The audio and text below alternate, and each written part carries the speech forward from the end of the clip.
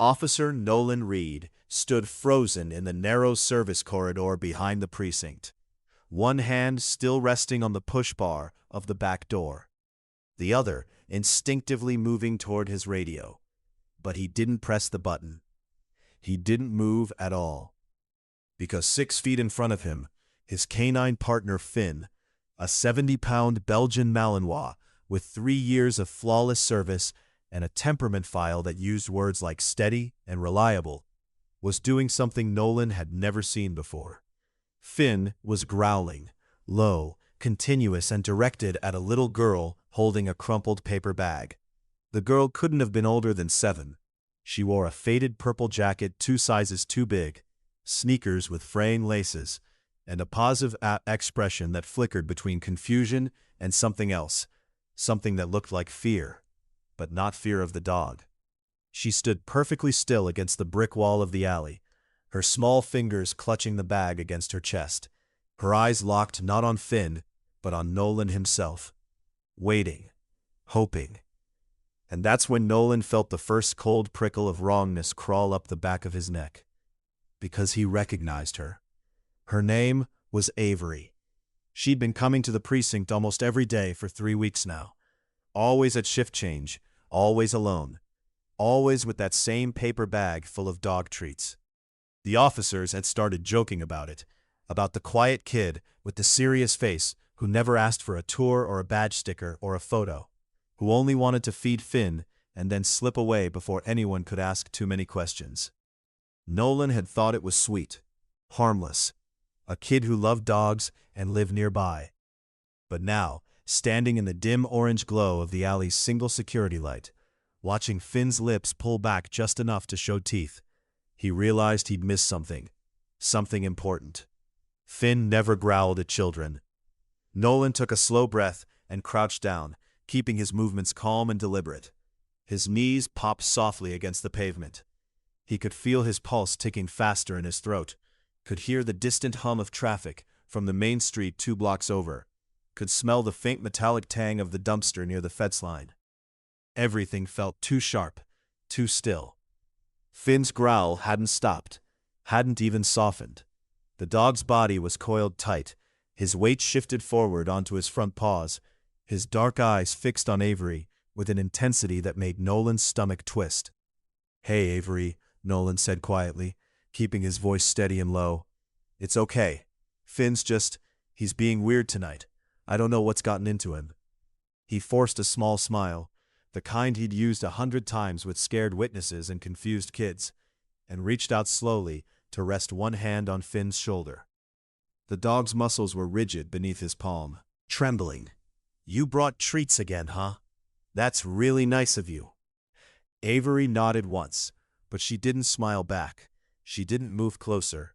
Her eyes flicked down to Finn, then back to Nolan, and for just a second, just a heartbeat, Nolan saw something in her face that punched straight through his chest. Exhaustion. The kind that didn't belong on a 7-year-old. The kind that came from carrying weight no child should know existed. "I should go," Avery whispered. Her voice was small and flat, scraped clean of emotion. She shifted her weight toward the mouth of the alley, toward the street beyond, but she didn't take a step yet. She was waiting for permission, waiting to see if Nolan would stop her. And that felt wrong too. "Where are you headed?" Nolan asked, keeping his tone light even as his mind started running through protocols and warning signs and the faces of every cop inside the building who might know more about this kid than he did. "It's getting pretty late. Do your parents know you're out here?" Avery's jaw tightened, just a fraction, just enough. "I'm going home," she said, and the words came out too practiced, too smooth, like she'd rehearsed them. Nolan opened his mouth to ask another question, something gentle, something that wouldn't spook her. But before he could speak, Finn moved.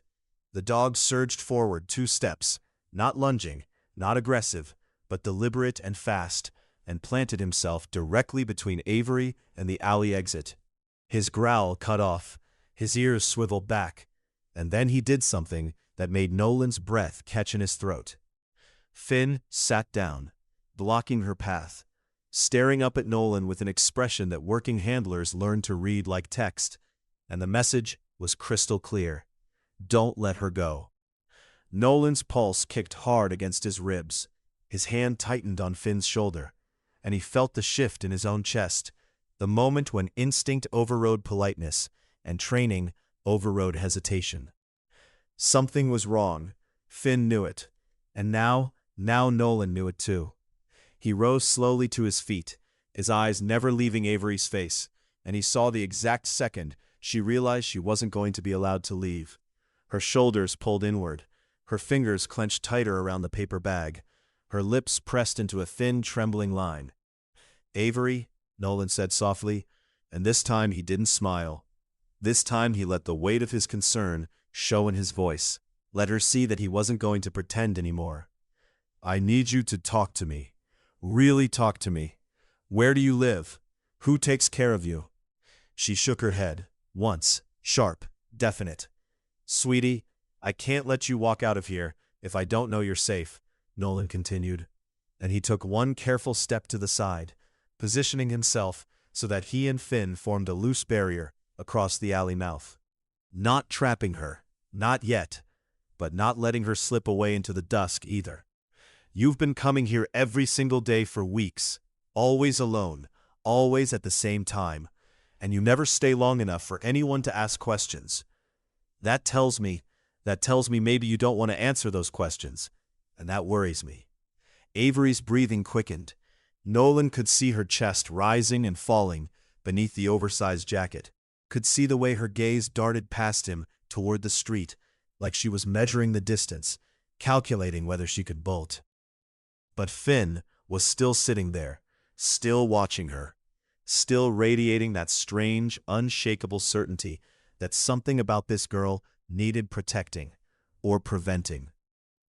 "I'm fine," Avery said, and her voice cracked on the last word. "I just like dogs, that's all.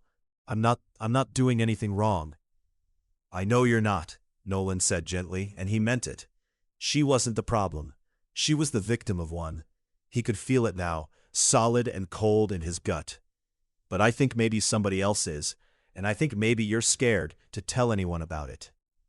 Avery's eyes went wide, shiny, her breath hitched, and then Finn stood up, turned his head away from the girl, and stared directly at the old storage annex on the far side of the precinct lot. The squat, windowless building that had been locked up and emptied out 6 months ago when the department moved all their overflow equipment into the new facility downtown. Finn's ears swiveled forward, his nose lifted, and he let out a single sharp whine that sent ice sliding down Nolan's spine. Because Finn wasn't watching Avery anymore. He was watching the place she'd come from. Nolan's heart hammered against his ribs as he followed Finn's line of sight across the dimly lit lot. The storage annex sat maybe 50 yards away, half hidden behind a chain-link fence and a row of overgrown shrubs that the facilities crew kept meaning to trim but never got around to. The building had always been ugly, cinder block painted industrial beige, flat roof, steel door with a padlock that hadn't been opened in months. Nobody thought about it. Nobody went near it. It was just part of the landscape, forgotten and irrelevant. Except Finn was staring at it like it held every answer Nolan had been searching for. The dog took 2 steps forward, pulling against the invisible leash of Nolan's authority, his body tight with purpose. His tail was low, but not tucked. His breathing was controlled. This wasn't fear. This wasn't aggression. This was focus. The kind of focus Finn showed when he caught the scent of narcotics in a vehicle search or tracked a runner through 3 blocks of dark alleys. He'd found something, and whatever it was, it mattered. Nolan turned his attention back to Avery, and the expression on her face confirmed everything. She'd gone pale. Her lips parted like she wanted to say something, wanted to explain or deny or redirect, but no sound came out. Her eyes darted between Nolan and the annex, trapped between 2 impossible choices, and her whole body seemed to curl inward, like she was trying to make herself smaller, disappear. And that's when Nolan saw it, really saw it, the faint shadow of a bruise along the inside of her left wrist, just visible where her sleeve had ridden up when she'd clutched the paper bag tighter. His stomach dropped. "Avery," he said, and his voice came out softer than he intended, stripped of authority and full of something that felt too much like heartbreak. "Is that where you've been staying? In the annex?" She flinched. It was barely visible, just a tiny jerk of her shoulders, but it told him everything. Her gaze dropped to the pavement.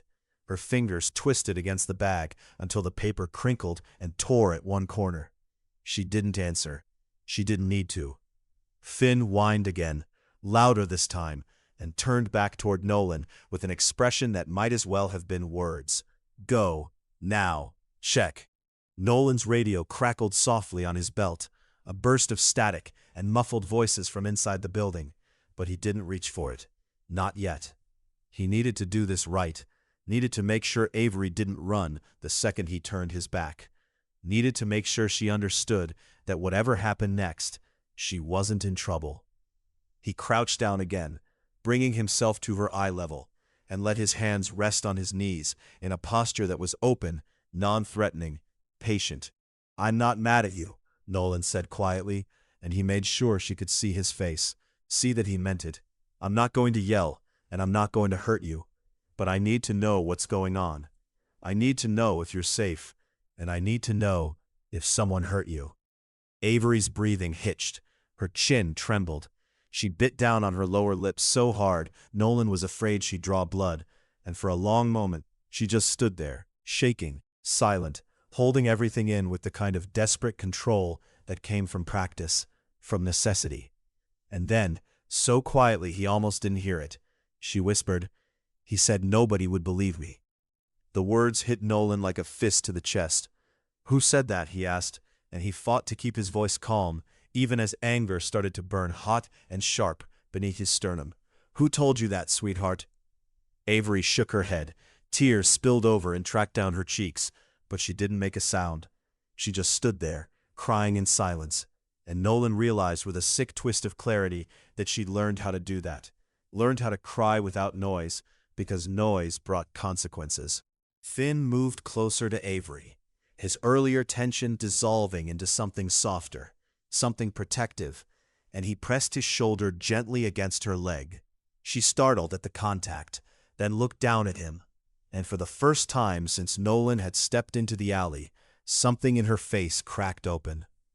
She reached out with one trembling hand and rested it on Finn's head. The dog leaned into her touch, steady and warm and utterly certain, and Avery let out a shaky breath that sounded like relief. "Okay," Nolan said, and he rose slowly to his feet, his mind already running through next steps, protocols, who to call, and how to make sure this didn't get buried in bureaucracy. "Okay, Avery, here's what's going to happen. You're going to stay right here with Finn for just a minute, and I'm going to walk over to that building and take a look inside. And then we're going to figure this out together. Does that sound okay?" She didn't answer, but she didn't try to run either. She just kept her hand on Finn's head and watched Nolan with wide, exhausted eyes. Nolan pulled his flashlight from his belt and started across the lot, his boots crunching softly against gravel and broken asphalt. The annex loomed larger as he approached, its single steel door lit by the faint glow of a nearby street lamp. The padlock was still in place, hanging from the hasp just like it was supposed to be.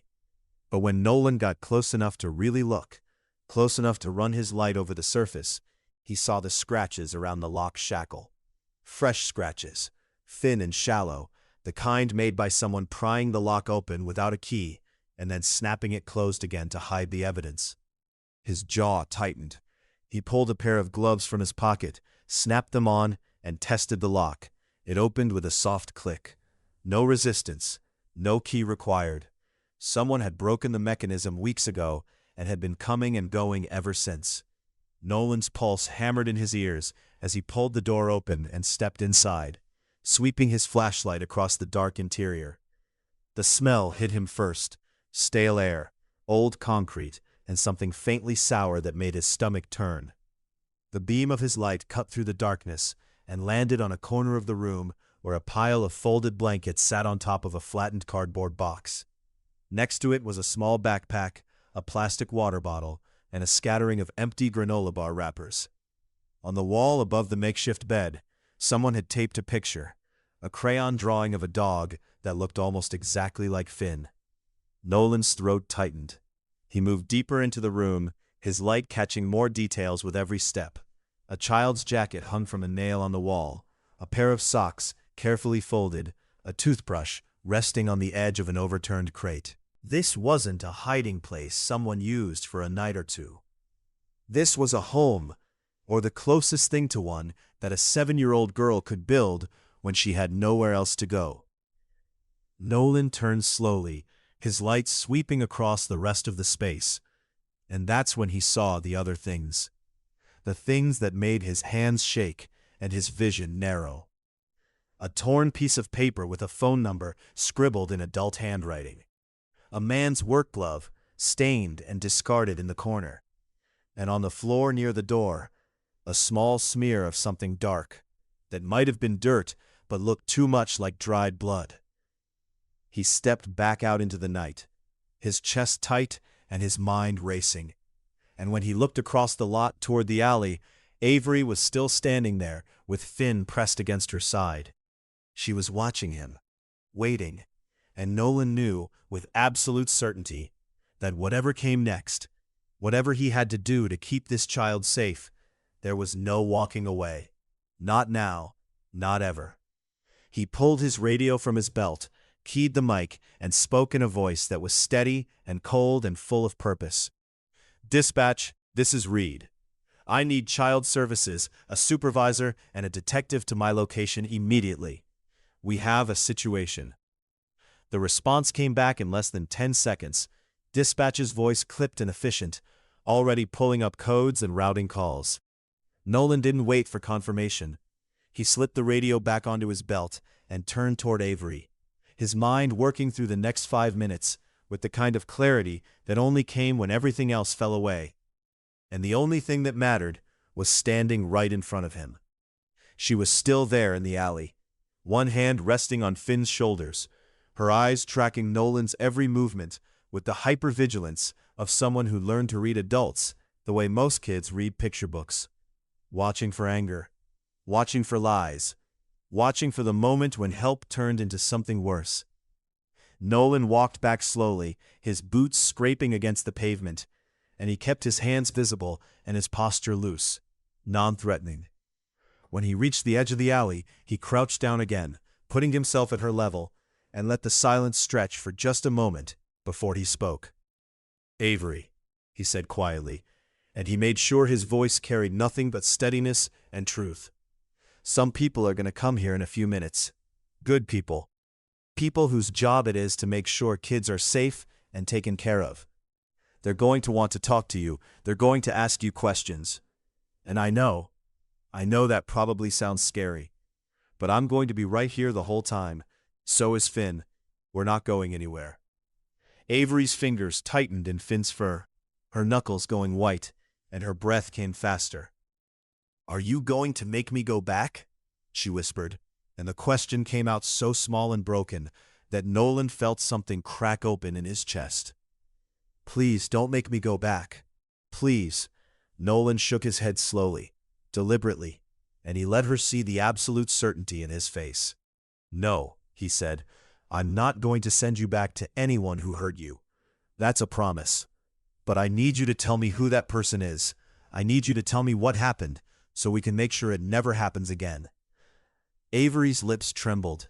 She looked down at Finn, and the dog shifted his weight slightly, pressing closer against her leg, offering the kind of solid, wordless comfort that only animals seem to know how to give. She drew in a shaky breath, held it for a long moment, and then let it out in a rush that carried words with it. "My uncle," she said, and her voice was barely audible over the distant hum of traffic and the faint buzz of the street lamp overhead. He's supposed to take care of me after my parents died, but he gets mad, really mad, and when he gets mad, She trailed off, her throat working like she couldn't get the rest of the words out, and Nolan didn't push. He just waited, his heart hammering against his ribs, his hands curled into fists on his knees, Finn let out a soft whine and nudged Avery's hand with his nose, and she looked down at him again, her face crumpling. "He hurt me," she whispered. "A lot. And he said if I told anyone, they'd say I was lying. They'd send me away somewhere worse. So I ran. 2 weeks ago, I took my backpack and I ran and I found the building and the lock was broken and I stayed. I didn't know what else to do." Nolan's jaw clenched so hard his teeth ached. He forced himself to breathe, forced himself to keep his voice calm and level, even as rage burned hot and sharp beneath his sternum. "You did exactly the right thing," he said, and he meant every word. "You kept yourself safe. You were smart, and you were brave, and you did nothing wrong. Do you understand me? Nothing." Avery's eyes filled with tears again, but this time when they spilled over, she didn't try to hide them. She just stood there, crying openly, her small body shaking with the kind of exhaustion that came from carrying too much weight for too long. Finn pressed closer, his head tilting up toward her face, and she wrapped both arms around his neck and buried her face in his fur. The dog stood perfectly still, patient and steady, and Nolan watched the two of them and felt something fierce and protective settle into his bones. He rose to his feet as the sound of footsteps echoed from the far side of the precinct, multiple pairs moving fast, and a moment later, Sergeant Callahan appeared around the corner of the building with a child services caseworker in tow. Callahan was in his mid-50s, broad-shouldered and gray-haired, the kind of supervisor who'd seen everything twice and still managed to care about the details. His eyes swept over the scene. Nolan, Avery, Finn, the open door of the annex in the background, and his expression went hard and grim. "What do we have?" Callahan asked, his voice low and controlled, and he stopped a few feet back, giving Avery space, not crowding her. Nolan filled him in quickly, his words clipped and efficient, laying out everything he'd found in the storage room and everything Avery had just told him. Callahan's jaw tightened with every sentence, and by the time Nolan finished, the sergeant's hands were curled into fists at his sides. The caseworker, a woman in her early 30s, with kind eyes and a canvas bag slung over one shoulder, stepped forward carefully, her movements slow and deliberate. "Hi, Avery," she said gently, crouching down a few feet away and offering a small, sad smile. "My name is Monica. I work with kids who need help finding safe places to stay. Officer Reed told me a little bit about what's been happening, and I want you to know that we're going to figure this out together, okay? You're not in trouble. You're not going to be sent back to anyone who scares you. I promise." Avery lifted her head from Finn's fur, her face blotchy and tear-streaked, and she looked at Monica with the same wary, exhausted expression she'd given Nolan. Testing, measuring, trying to decide if this was another adult who would lie to her or one who might actually tell the truth. "Can Finn come with me?" Avery asked, her voice small and hoarse, and the question hit Nolan like a punch to the sternum because it told him everything about what this kid trusted and what she didn't. Monica glanced at Nolan, and he saw the understanding pass between them. The recognition that sometimes the only thing standing between a traumatized child and total collapse was the presence of something steady and safe. Nolan nodded once, definitive, and looked down at Finn. The dog's ears swiveled toward him, alert and focused, waiting for direction. "Finn stays with you," Nolan said, and he directed the words at Avery, not Monica, making sure the girl understood that this wasn't negotiable. "Wherever you go tonight, he goes. I'll make sure of it." Avery's shoulders sagged, and for the first time since Nolan had found her in the alley, something in her face softened. Not quite relief, not yet, but close. She nodded, her hand still resting on Finn's head, and Monica rose slowly to her feet. "We're going to go inside for a little while," Monica said gently. "Somewhere warm and quiet, where we can sit down and talk, and then we're going to make some calls and figure out what happens next. Does that sound okay?" Avery hesitated, then nodded again, and she took a small step forward, Finn moving with her like a shadow. Nolan fell into step beside them, his hand resting lightly on his radio, his eyes scanning the lot and the alley and the street beyond.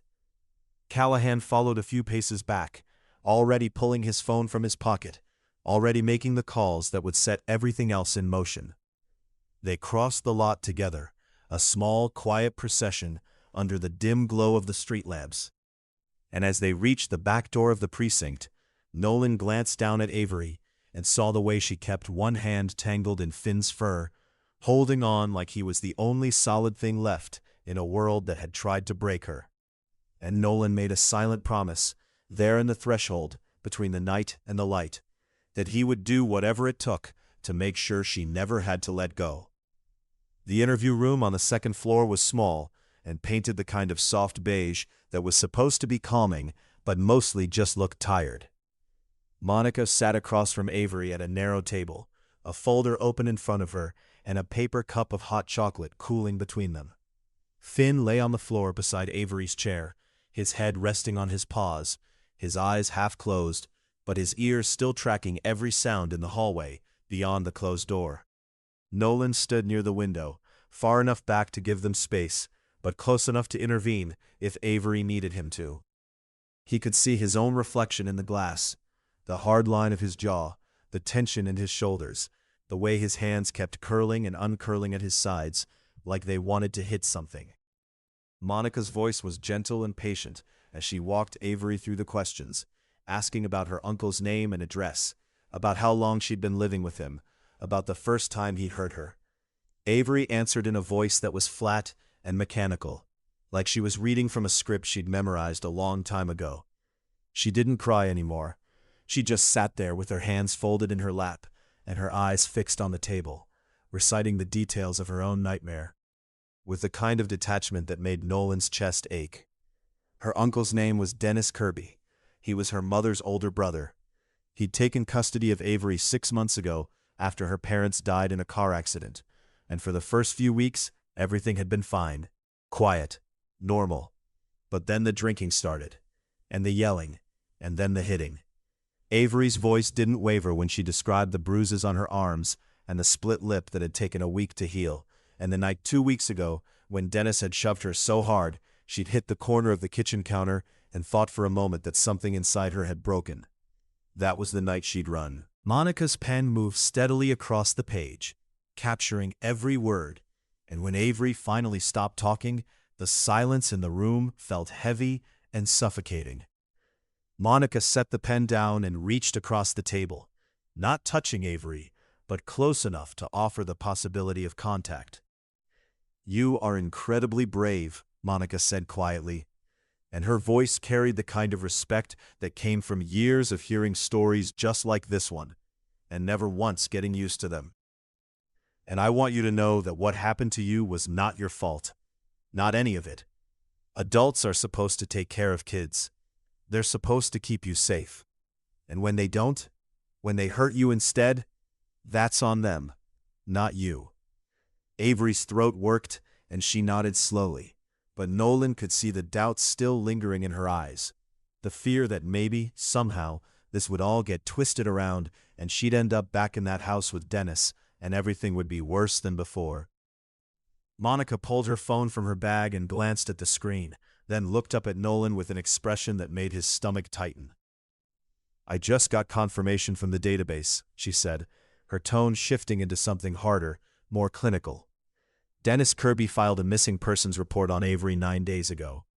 Told the responding officers that she'd run away after an argument and he'd been searching for her ever since. He's called the tip line twice in the past week asking for updates." Nolan's jaw clenched so hard he felt his teeth grind together. "He reported her missing to cover himself," he said, and the words came out low and rough. "So if anyone found her and started asking questions, he could play the worried guardian. Make it look like she was the problem." Monica nodded, her expression grim. "That's exactly what he did, and it means he knows the clock is ticking. If we bring Avery into protective custody officially, he's going to know within the hour. The system requires notification of guardians even when abuse is suspected, at least until a judge signs off on an emergency removal order, and that could take until morning." Avery's head snapped up, her eyes going wide and panicked. "He's going to come here," she whispered, and her voice cracked on the last word.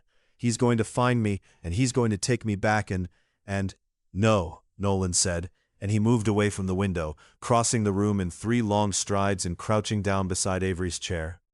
He kept his voice steady and firm, the kind of certainty that left no room for argument. "He's not going to take you anywhere. I don't care what the system says.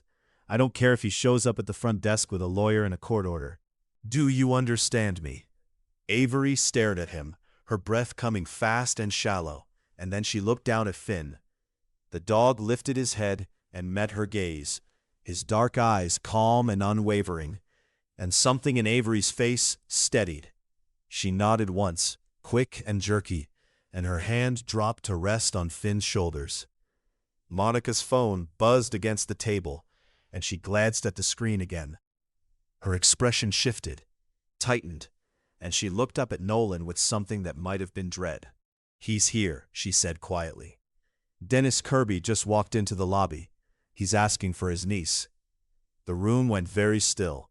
Nolan rose slowly to his feet, his pulse kicking hard against his ribs, and he turned toward the door. His mind was already running through options, through protocols and contingencies, and the exact legal line he was about to walk. Finn stood up as well, his body tense and alert, his eyes fixed on Nolan like he was waiting for a command. Avery didn't move. She just sat there, with her hands gripping the edge of the table, her face gone pale and bloodless. "Stay here," Nolan said, and he looked at Monica first, then at Avery. "Both of you, lock the door behind me. Don't open it for anyone except me or Sergeant Callahan. Understood?" Monica nodded, already moving toward the door, and Avery's lips parted like she wanted to say something, wanted to beg him not to go, not to leave her alone, but no sound came out. Nolan held her gaze for one long moment, then looked down at Finn. "Stay," he said, his voice quiet but absolute. "Protect." Finn's ears swiveled forward, and he moved to stand directly beside Avery's chair, his body angled between her and the door. The dog's eyes didn't leave Nolan's face until Nolan stepped out into the hallway and pulled the door shut behind him. He heard the lock click into place a second later, solid and final, and then he turned and started toward the stairs. The lobby of the precinct was brightly lit and busy even at this hour, officers coming and going from patrol shifts, a couple of civilians filling out reports at the front desk, the low hum of conversation and radio chatter filling the air. Nolan stepped through the security door and scanned the room, and it took him less than 3 seconds to spot Dennis Kirby. The man stood near the front desk, mid-40s, average height, wearing a stained work jacket and jeans that looked like they hadn't been washed in days. His face was flushed, his jaw tight, and his hands were clenched into fists at his sides. He was talking to the desk officer, a rookie named Torres, who looked about 2 seconds away from calling for backup, and his voice carried across the lobby with the kind of aggressive insistence that made every cop in the room look up. "I don't care what your policy is," Dennis was saying, his words clipped and angry. "That's my niece. She's 7 years old, and she's been missing for 2 weeks, and somebody just called and told me she's here. So you're going to bring her out here right now, or I'm going to start making phone calls to people who actually give a damn about." "Mr. Kirby."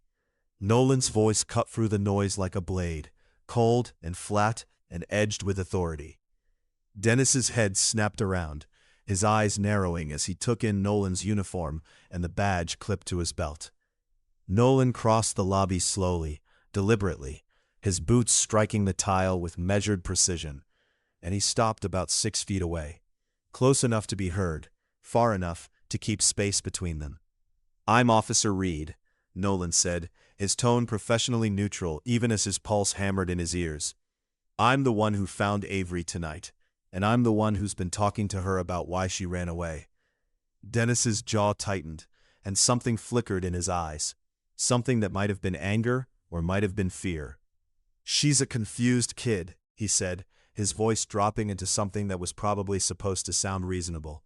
"She's been through a lot. Losing her parents messed her up. She doesn't know what she's saying half the time. I've been looking everywhere for her. I just want to take her home where she belongs." Nolan held the man's gaze and let the silence stretch for just a beat too long. Long enough to make Dennis shift his weight. Long enough to let the tension build. "She's not going home with you tonight," Nolan said quietly, and he made sure every word landed with absolute finality. Child Services has taken custody pending an investigation into allegations of abuse. You'll be notified of the hearing date. Dennis's face went red, his hands curled tighter, knuckles going white. You can't do that, he said, and his voice rose, sharp and dangerous. She's my responsibility. I'm her legal guardian. You don't have the right to keep her from me. I have every right, Nolan said, and he took one step forward, closing the distance just enough to make his presence felt.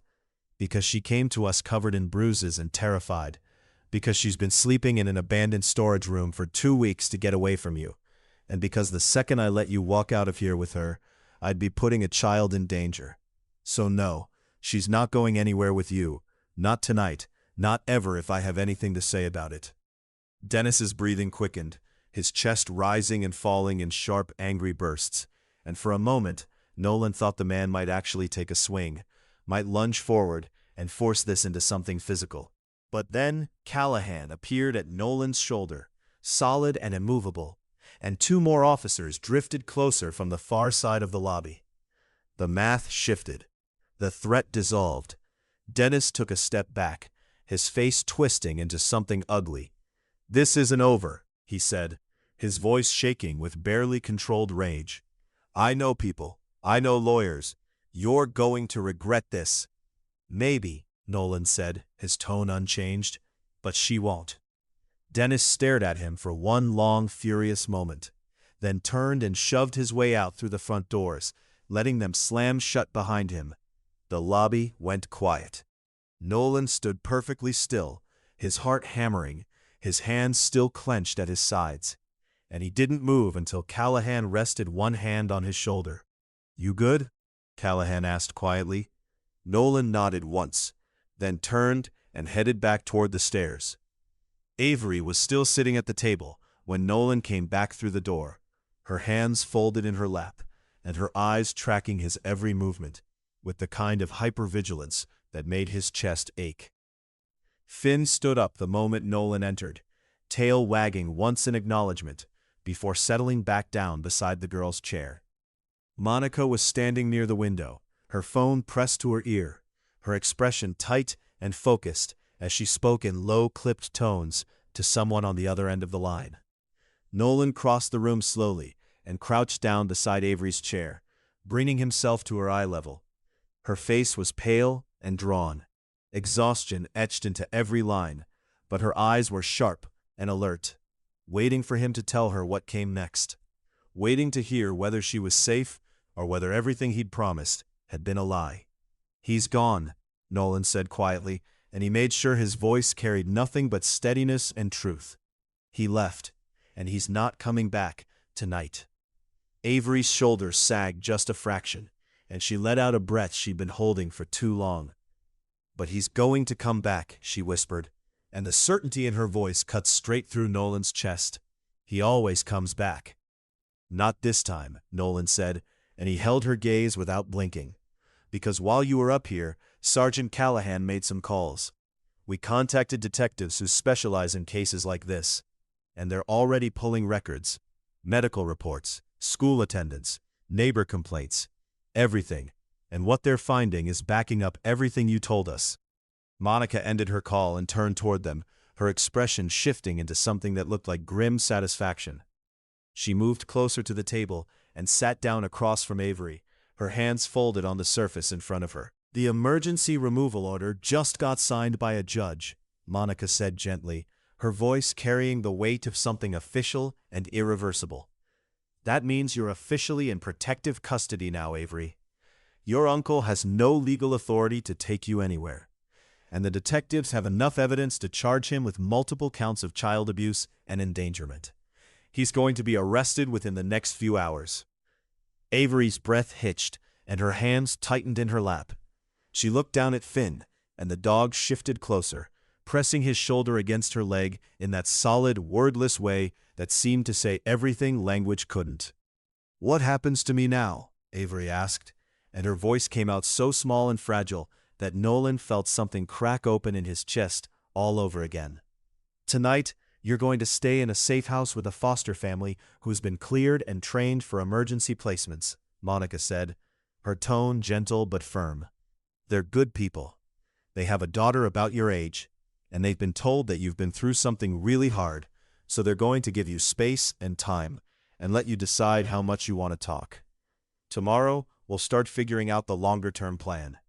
But for right now, for tonight, you're safe. That's all you need to worry about. Avery nodded slowly, her throat working like she was trying to swallow past something sharp and painful. And then she looked up at Nolan with an expression that nearly broke him. "Can Finn really come with me?" she asked, and the question carried so much desperate hope that Nolan didn't hesitate even for a second.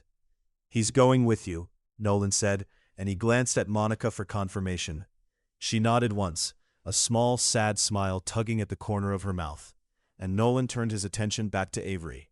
"I already cleared it with my sergeant. Finn's going to stay with you tonight, and I'm going to pick him up in the morning when I come to check on you. Does that sound okay?" Avery's eyes filled with tears, but this time they didn't spill over.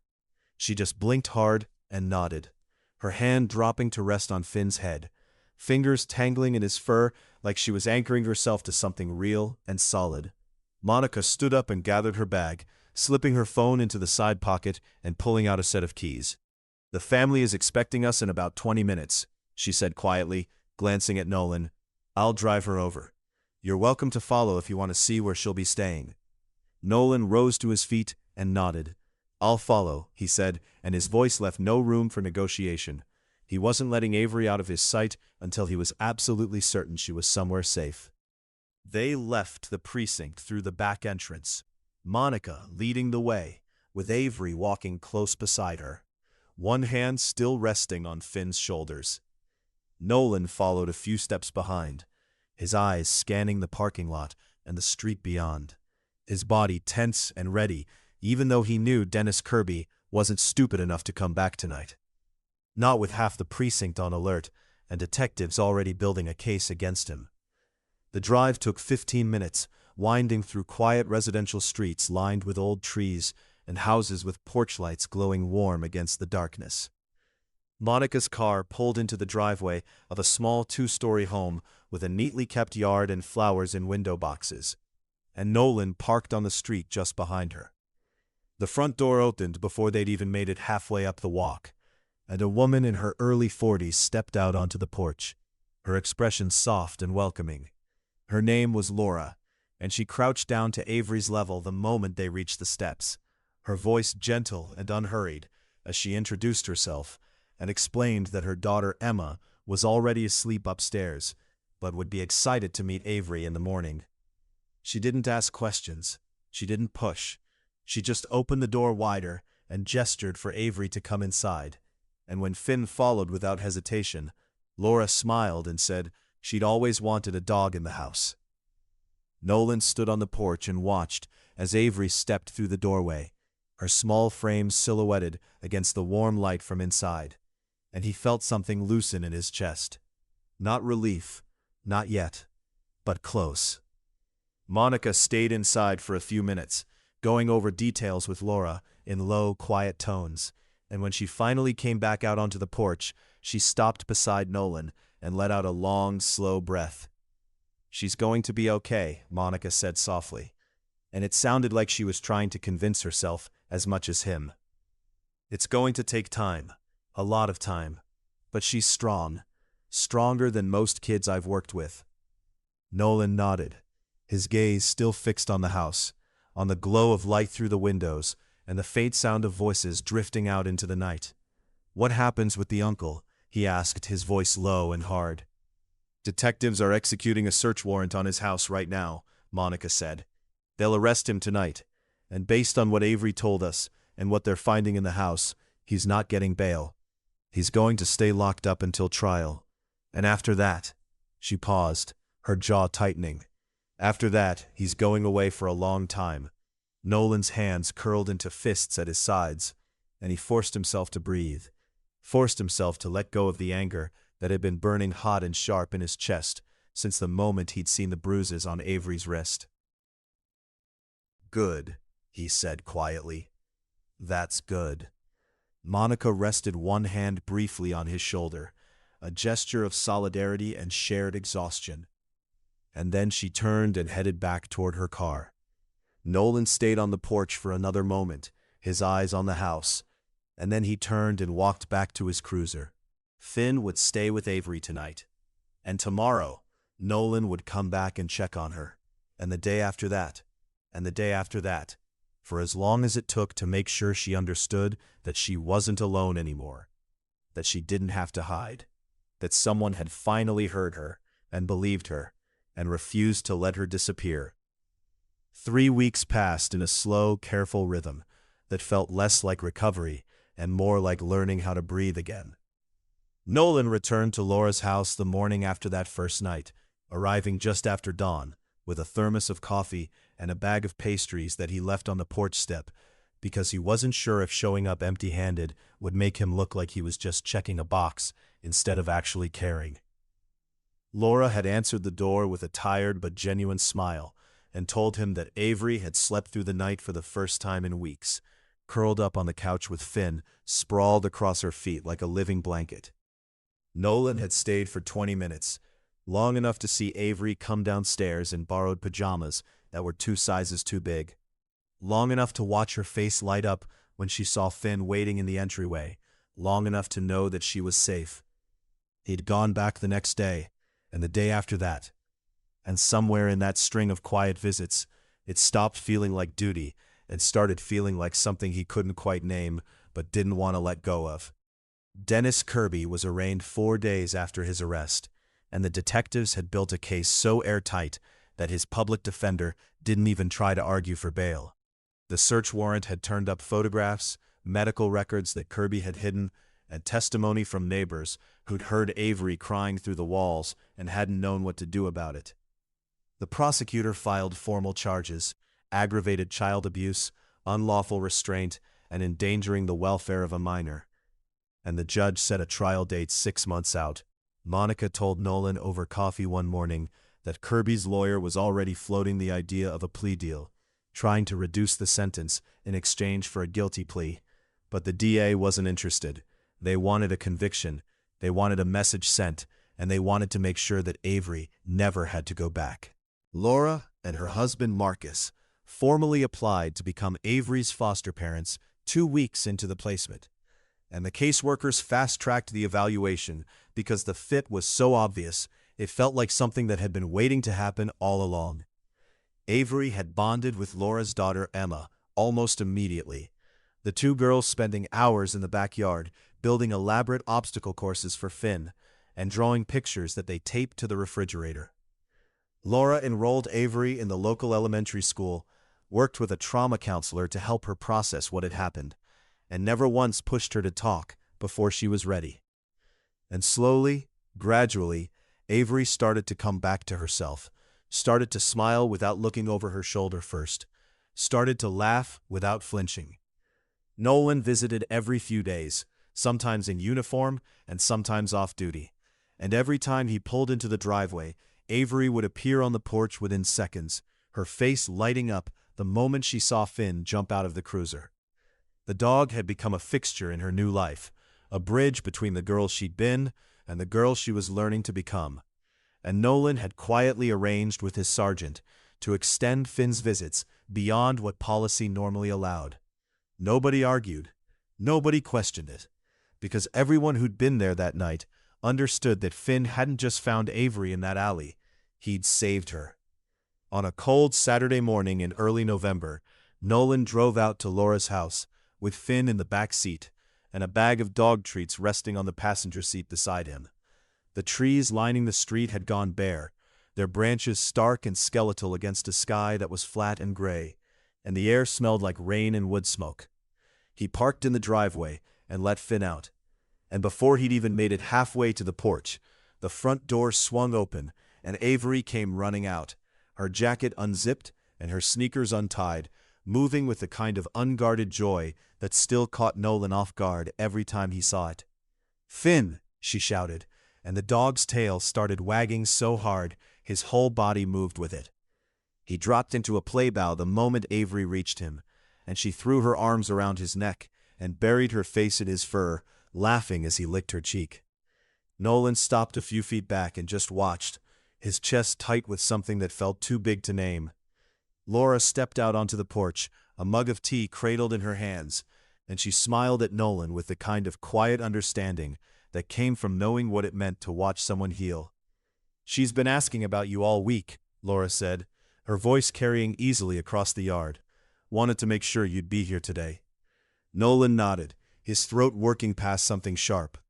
"Wouldn't miss it," he said, and he meant it. Avery stood up and grabbed Finn's leash from the hook near the door, her movements quick and practiced, and she looked back at Nolan with an expression that was bright and open, and completely free of the fear that had lived in her eyes the night he'd found her. "Can we take him to the park?" she asked, and there was so much hope in her voice that Nolan felt his heart twist. "Yeah," Nolan said, and he glanced at Laura for permission. She nodded once, a silent agreement passing between them, and Nolan looked back at Avery. "Yeah, we can do that." The park was only 3 blocks away, a small green space with a playground and a walking path that looped around a pond where geese floated lazily on the surface. Avery walked between Nolan and Finn, her hand resting lightly on the dog's shoulders, and she talked the entire way.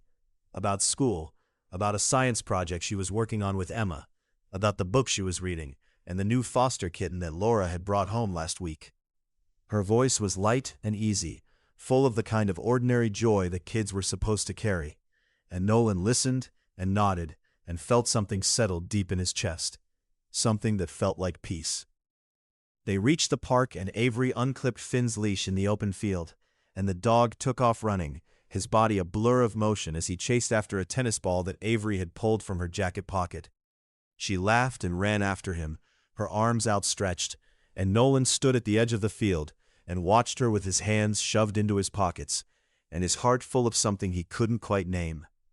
After a while, Avery came back and sat down on the grass beside Nolan, Finn sprawled out between them, with his tongue lolling and his eyes half-closed in contentment. She leaned against Nolan's shoulder, her breathing still quick from running, and for a long moment neither of them said anything. They just sat there together, watching the clouds drift across the sky and listening to the distant sound of traffic and the rustle of wind through the trees. "Officer Reed," Avery said quietly, and her voice was soft and tentative in a way that made Nolan's pulse kick. "Yeah," he said, and he kept his gaze on the horizon, giving her space to say whatever she needed to say. "Thank you," she whispered, and her hand moved to rest on Finn's back, her fingers tangling in his fur. "For not letting me go. For believing me." Nolan's throat tightened, and he had to blink hard against the sudden sting in his eyes. He looked down at Avery, at this small, brave girl who'd survived something no child should ever have to survive. And he felt the full weight of what she'd just given him. Trust, gratitude, hope. "You don't have to thank me," Nolan said quietly, and his voice came out rougher than he intended. "You kept yourself safe. You were the brave one. Finn and we just made sure you didn't have to do it alone anymore." Avery nodded slowly, and she leaned a little closer, her head resting against his arm. Finn shifted and pressed his nose against her leg, a quiet reassurance, and the 3 of them sat there together in the fading morning light. Safe, whole, found. And for the first time since that night in the alley, Nolan allowed himself to believe that maybe, just maybe, they'd all be okay.